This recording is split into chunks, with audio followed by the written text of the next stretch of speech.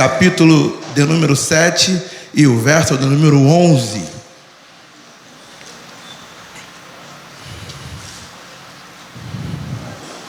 Lucas, capítulo 7 e o verso é o de número 11.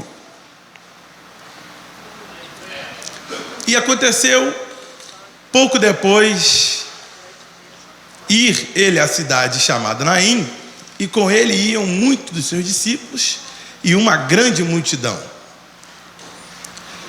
E quando chegou perto da porta da cidade, eis que levavam um defunto, repita comigo, defunto, filho único de sua mãe, que era viúva, repita, viúva. E com ela ia uma grande multidão, repitam, multidão da cidade. 13. E vendo-a o Senhor, moveu-se de íntima compaixão por ela e disse: não chores. E chegando-se, tocou o esquife, e os que a levavam pararam. E disse: jovem, eu te digo, levanta-te. E o defunto assentou-se e começou a falar, e entregou a sua mãe. E de todos se apoderou o temor, e glorificavam a Deus, dizendo: um grande profeta se levantou entre nós, e Deus visitou o seu povo. E correu dele esta fama por toda a Judeia, e por toda a terra circunvizinha. E os irmãos digam amém por esta palavra. Amém. Repita assim comigo: viverá. Não, está fraco. Viverá. Outra vez. Desafie pelo menos duas pessoas e diga assim: viverá outra vez. Não, mas fala com voz de autoridade: viverá outra vez. Maravilha? Então, estamos diante aqui de um texto familiar, um texto que merece a minha e a sua preciosíssima atenção. Por quê, pastor? Porque estamos diante da palavra do Senhor. E aqui está um fato muito, mas muito interessante. E o que o evangelho que escreveu Lucas vem relatando é que acontece uma tragédia na casa desta mulher. De repente, conjecturo eu, que a família dessa mulher era uma família saudável, era uma família boa, era uma família repleta, tranquila, que vivia bem. Mas acontece que o seu marido, de repente, não estava mais, tinha morrido, e o que restava para essa mulher era o seu filho, porque o filho, ele era a permanência daquilo que o pai, ele produzia. O filho, ele era o provedor na ausência do pai. E de repentemente, o que ocorre nesse texto é que aquilo que era a solução para a manutenção daquela mulher se vai. Repita comigo: se vai. Então veja, conjecturo eu, você que é mãe, pai, você que não é mãe biológica, ou você que é mãe por amor, imagina você perder algo que lhe custa. Imagina você perder algo que vai fazer falta para você. De repentemente você vai ficar numa situação onde você não vai ter mais saída. Você vai se ver numa condição onde você vai ter que entregar para Deus a solução para que aquilo que você outrora tinha não tem mais. Mas veja que ao decorrer desse texto, algumas coisas interessantes vão acontecendo nessa história. Coisas essas que nos ensinam. E a primeira coisa que eu quero já destacar nesse texto é a compaixão divina. Repita comigo: compaixão divina. Por que compaixão divina? Com compaixão divina, porque o mestre, quando ele está diante daquele cortejo fúnebre, aonde as pessoas ali, evangelista Guilherme, estão chorando, estão ali indo sepultar o que eles mais amavam, E o Senhor vendo, e o Senhor de longe, avistando, o Senhor, Ele tem um sentimento de íntima compaixão. E o que é íntima compaixão? É você sofrer com, é você se colocar na dor do outro. Então aqui já vai a primeira palavra liberada para você essa noite. Eu não sei qual é o tamanho do problema que você enfrentou esta semana, ou aquilo que bate à sua porta, mas eu quero liberar que hoje o Senhor, Ele está olhando para o seu problema. Nós nos cantamos aqui, olha para mim, Senhor, olha para mim, Senhor. Então, o Deus que estava ali em Naim, Ele está aqui esta noite para olhar por mim e por você. De repente você chegou aqui achando que era apenas mais um culto. De repente você entrou aqui achando que era mais uma reunião. Mas não, isso aqui é a permissão de Deus para que Ele pudesse marcar esse encontro comigo e contigo. Por quê? Porque hoje o Senhor está olhando para mim e para você.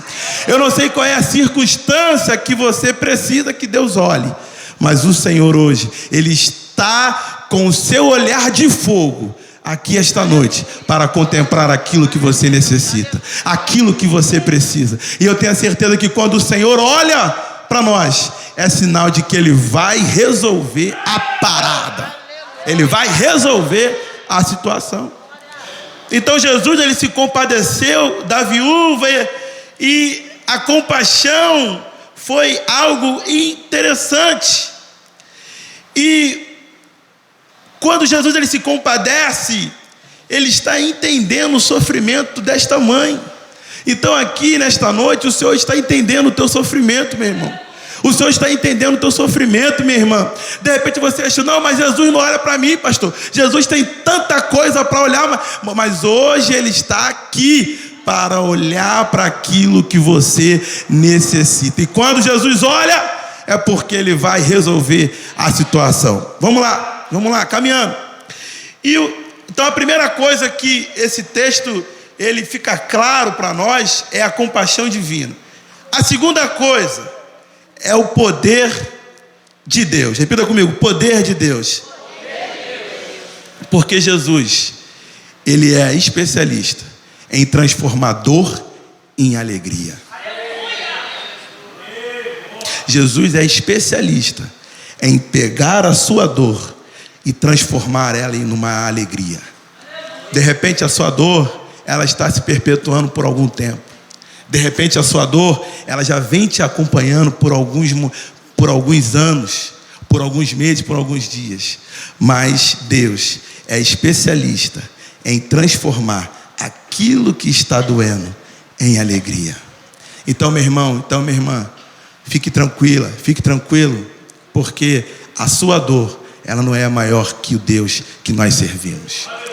Porque eu costumo dizer aqui, a minha esposa até fala que eu sou repetitivo, mas o pastor Marcelo nos ensina que nós temos que ser adeptos da repetição. Eu falo aqui, Deus, Ele sempre será maior do que a nossa realidade.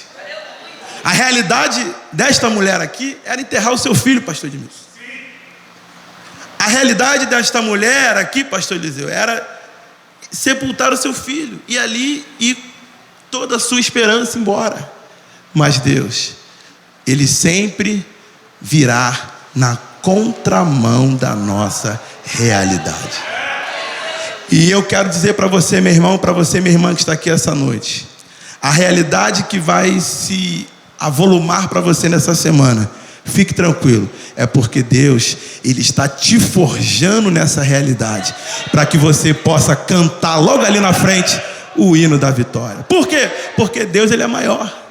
Você não pode inverter. Nós temos a mania, e quando digo nós, eu me coloco nessa situação, de achar que o nosso problema é maior do que o Deus que nós servimos. Então sabe o que você faz? Você entrega para Jesus, conta para Jesus. Tem um corinho antigo que diz: conta para Jesus aonde é a sua dor, Ele é o caminho, confia no Senhor. Então quando eu entrego para o Senhor a minha realidade, é porque eu estou entregando para quem é de direito, para quem pode resolver. Às vezes a gente entrega o nosso problema para muita gente. A gente entrega o nosso problema para o padeiro, a gente entrega o nosso problema para a manicure, a gente entrega o nosso problema para o cara do Uber, a gente entrega o nosso problema para a vizinha fofoqueira, às vezes a gente entrega o nosso problema para o vizinho que é fofoqueiro, e a gente não entrega para quem é de direito. Então hoje aqui, apresenta para Deus qual é a tua dor, porque Ele sempre será maior do que a minha e do que a sua realidade. Então veja que o poder de Deus transformou a dor dessa mãe em alegria. Então, se Deus foi capaz de devolver a essa mãe a sua alegria, o que é o meu e o seu problema para Deus? O que é o meu e o seu problema? O que é? O que é? Faça um pensamento, uma introspectiva do que é o seu problema para Deus, se Ele foi capaz de ressuscitar o filho dessa mulher aqui. Aí Jesus vai dizer algo aqui que vai chocar a multidão. Verso 13, por favor. Olha o que Jesus vai dizer para essa mulher: não chores. Como é que eu vou dizer para uma mãe que está indo sepultar o seu filho para não chorar? É porque aqui era a garantia de que ele estava entrando em cena para resolver aquela situação. Então eu digo para você aqui essa noite, meu irmão, sem medo de errar, não chores.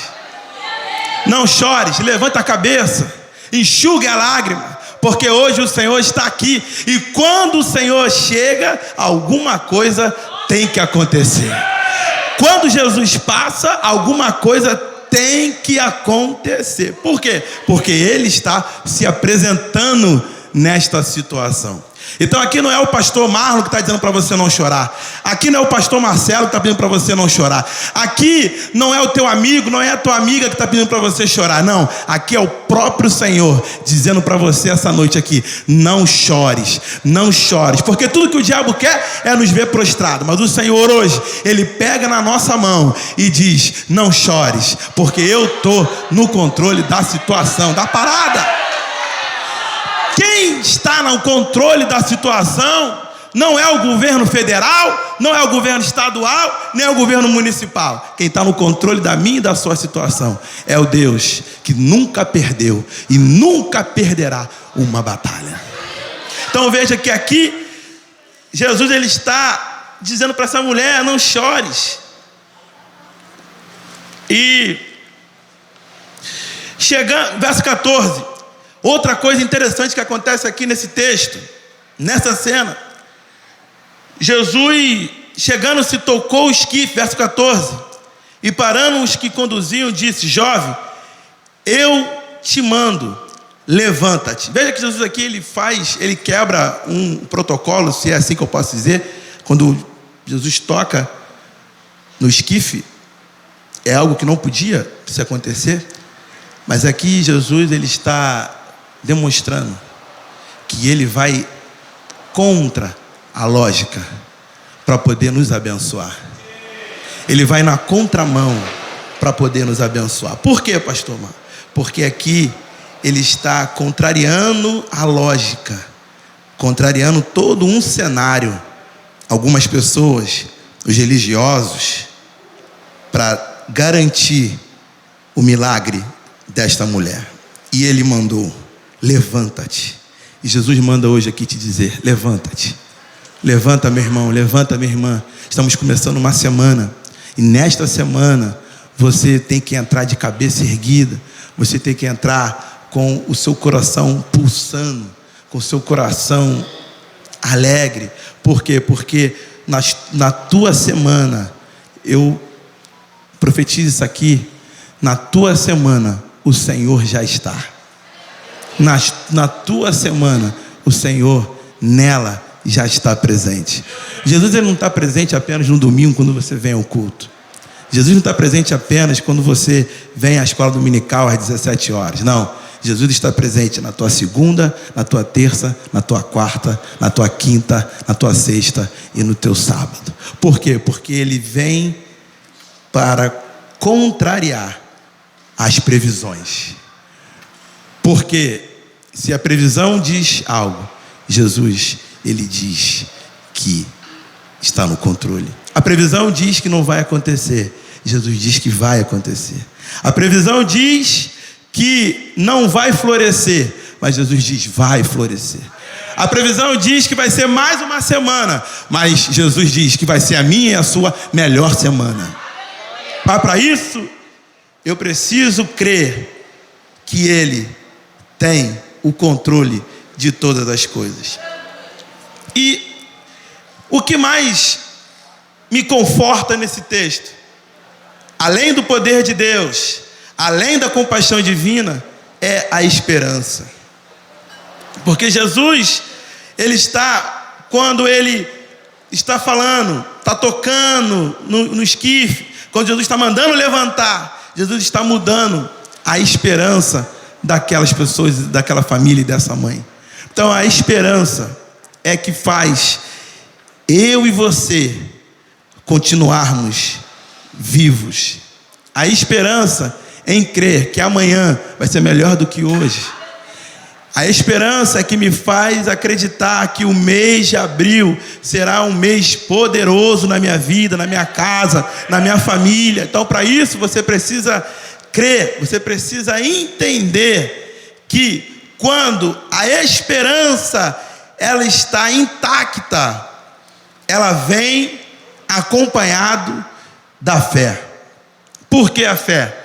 Porque a fé é que move, a fé junto com a esperança é que move Deus ao meu e ao seu favor, na minha e na sua direção. Então, no verso 15, sentou-se o que estivera morto. Aqui já começa a ficar tangível o milagre que Jesus havia feito. Sentou-se o que estivera morto e passou a falar. E Jesus o restituiu à sua mãe. Então eu quero profetizar para você, meu irmão. Eu não sei o que você perdeu no mês de janeiro, eu não sei o que você perdeu no mês de fevereiro, no mês de março, mas no mês de abril, o Senhor vai restituir aquilo que você precisa. Pode ser a sua saúde, pode ser na área sentimental, pode ser na área espiritual, pode ser na área emocional. O Senhor é um Deus da restituição. Porque veja que Jesus, Ele não apenas ressuscitou. Jesus, Ele não apenas trouxe o menino a falar. Jesus, Ele também restituiu a sua mãe. Então aquilo que você achou que perdeu, aquilo que você achou que o diabo levou de você, o Senhor está te devolvendo e está te trazendo aquilo que você achou que tinha perdido. E eu faço aqui um paralelo bem simples, bem rápido. Quando Joquebede coloca o menino no rio, o interessante é que ela achou que ela nunca mais viria o menino. E Jesus e Deus, contrariando a expectativa, usa a sua irmã Miriam, que acompanha. Aí tem todo aquele cenário da filha de Faraó, contrata uma ama. E quem é essa ama? É justamente a mãe de Moisés. Porque aquilo que foi tem que voltar. De repente é um filho que não está mais na casa do Senhor. De repente é um esposo que não está mais na casa do Senhor. Uma esposa que não está mais na casa do Senhor. É uma saúde que você tinha, outra hora você não tem. É bens financeiros que você tinha, mas não tem. Eram investimentos que você fez e não deu certo. O Senhor quer trazer à memória isso aqui esta noite. E Jesus vai restituir na medida certa tudo aquilo que eu e você precisamos. Quantos concordam? Digo amém. Caminhando para o final, verso 16: todos ficaram possuídos de temor e glorificavam a Deus, dizendo: grande profeta se levantou entre nós. Porque tem pessoas que é assim, só vai ver e só vai acreditar no nosso milagre quando ele estiver quando ele estiver visível. Mas tem que ter aqueles que duvidam da minha e da sua vitória. Sabe por quê? Porque são esses que vão ter que ver aquilo que Deus faz e continuará fazendo na minha e na sua vida. Aí, verso 17. E esta notícia a respeito dele divulgou-se por toda a Judeia e por toda a circunvizinhança. Então veja aqui, que aquilo que Jesus fez na vida dessa mulher não ficou apenas naqueles que estavam ali presentes. Toda a circunvizinhança tiveram que ver e ficaram sabendo daquilo que Jesus realizou. E assim será na minha e na sua vida. As pessoas vão saber aquilo que Deus nos entregou, o milagre que Deus fez. De repente você semeou aqui hoje na tua adoração, de repente você semeou hoje aqui com a tua oração, e você acha que ninguém viu, mas quando a colheita chegar, quando o milagre acontecer, todos vão ter que ver e vão ter que declarar que Deus é Deus na minha e na sua vida. E finalizando, quando Jesus ele traz esta mãe o filho, quando Jesus ele devolve para a mãe aquilo que ela tinha perdido, foi a garantia que aquela mãe e aquela família teve a sua manutenção, teve o seu futuro guardado pelo Senhor. Então veja, aquilo que ela estava indo sepultar, o Senhor foi capaz de devolver para ela tudo aquilo que ela tinha perdido, o seu bem mais precioso. Então aqui, eu não sei qual é a área que está morta. Escute isso aqui. A área que está morta em sua vida. Eu não sei qual é a área que o Senhor precisa. Pode vir, Luquinhas, me ajudar aqui. Eu não sei qual é a área que você precisa de uma intervenção divina. Mas hoje, o Senhor, Ele está devolvendo a alegria para você e para sua casa e para sua família. Você não será mais o coitado, a coitada, enfim, você viverá o bem do Senhor e você viverá aquilo que Deus está fazendo nesta noite na minha e na sua vida. Mas para isso, eu preciso entender que Ele precisa estar no controle de todas as coisas. Então, nunca transfira para alguém aquilo que é para você transferir para Deus. E eu quero que você agora, com a permissão do nosso pastor, baixe sua cabeça, curve sua cabeça, coloque a mão no seu coração. E eu quero orar com você e por você. Deus, nós cantamos, nós ofertamos, nós ouvimos a Tua palavra. Pai, eu não sei qual é a área que os meus irmãos precisam que o Senhor venha ressuscitar, como o Senhor ressuscitou o filho desta mulher. Aqui, de repente, nós não estamos falando de uma ressurreição de vida, de morte física.